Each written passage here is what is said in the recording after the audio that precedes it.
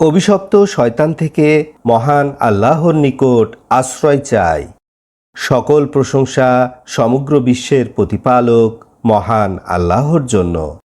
রাহমান ও রাহিম আল্লাহ তাআলার নামে সূরা আল হাক্কাহ এর বাংলা সরল অনুবাদ শুরু করছি।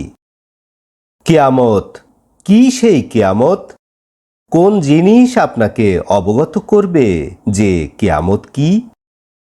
সামুদ জাতি আদ জাতি কিয়ামতকে অস্বীকার করেছিল। অতঃপর সামুদ জাতি ধ্বংস করা হয়েছে সীমা লঙ্ঘনকারী বস্তুর সাহায্যে। অতঃপর আদ জাতি তাদেরকে ধ্বংস করা হয়েছে প্রচণ্ড ঝোড়ো হাওয়া দ্বারা। প্রবাহিত রাখা হয়েছিল উহা তাদের উপরে 7 রাত 8 দিন অবিরাম। আপনি দেখতে পেতেন তারা তথায় নিথর নিস্তব্ধ পড়ে আছে, যেন তারা ভিতর শূন্য খেজুর গাছ।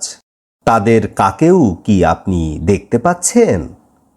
অপরাধ করেছিল ফেরাউন এবং তার পূর্ববর্তীরা, এবং যাদেরকে উল্টিয়ে ফেলা হয়েছিল তারা তাদের রবের রাসূলদেরকে অস্বীকার করেছিল।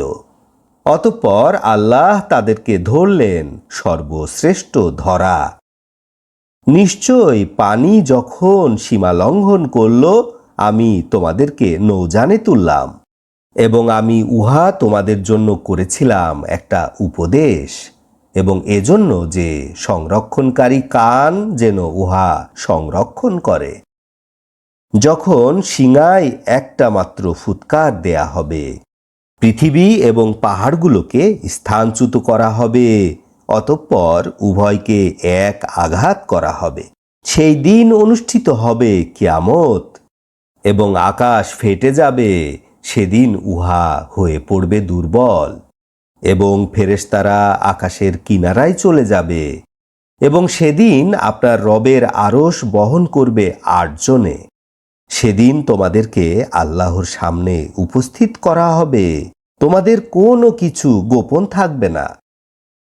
অতঃপর যাকে ডান হাতে আমলনামা দেয়া হবে বলবে, নাও আমার আমলনামা পড়ে দেখো। নিশ্চয় আমার বিশ্বাস ছিল, নিশ্চয় আমি হিসাবের সম্মুখীন হব। অতএব সে আনন্দময় জীবন উপভোগ করবে উন্নত জান্নাতে। উহার ফলগুলি থাকবে নাগালের মধ্যে।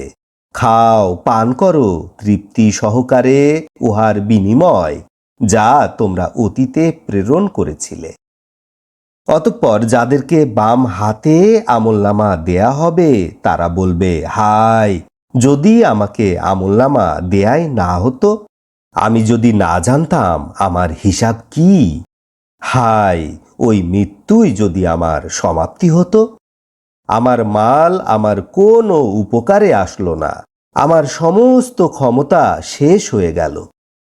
তাকে ধরো, গলায় লোহার বেড়ি পরিয়ে দাও, অতঃপর তাকে জাহান্নামে প্রবেশ করাও।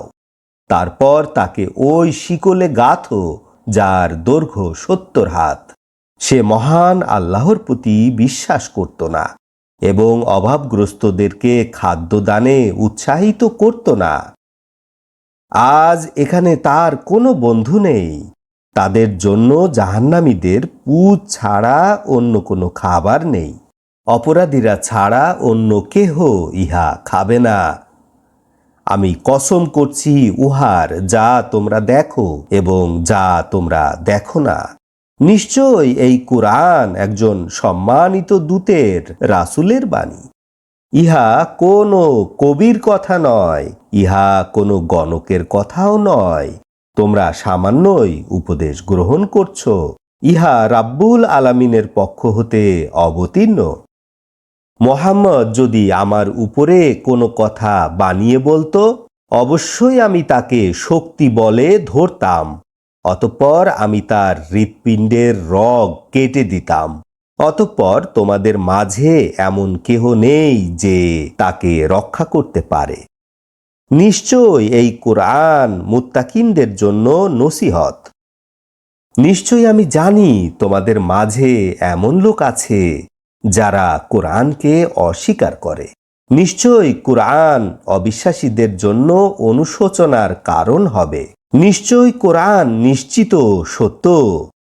মহান আল্লাহর পবিত্রতা ও মহিমা ঘোষণা করুন। আলহামদুলিল্লাহে রাব্বিল আলামিন।